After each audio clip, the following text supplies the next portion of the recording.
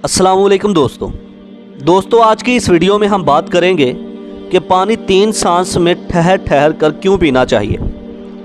दोस्तों कुरान और हदीस में 1400 साल पहले इंसानी ज़िंदगी से मुतल्लिक जो असूल बताए हैं वो आज की जदीद साइंस तस्लीम कर रही है।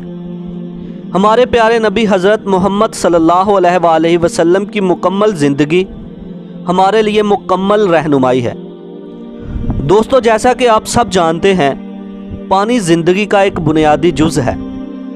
हज़रत मोहम्मद सल्लल्लाहु अलैहि वसल्लम ने पानी पीने के आदाब भी अपनी उम्मत को बताए हैं और जदीद साइंस आपके बताए हुए तरीक़ों के पीछे छुपी हिकमत को तस्लीम करती है। हमारे प्यारे नबी हज़रत मोहम्मद सल्लल्लाहु अलैहि वसल्लम का फरमान है कि पानी ऊँट की तरह एक ही सांस में मत पिया करो, ठहर ठहर कर 3 सांस में पानी पिया करो। जब पीने लगो तो बिस्मिल्लाह पढ़ा करो और फारिग होकर अल्हम्दुलिल्लाह कहो। एक और हदीस का मफ़हूम है कि अगर तुम्हें पता चल जाए कि खड़े होकर पानी पीने का कितना नुकसान है तो आप हलक में उंगली डालकर पानी बाहर निकाल दो।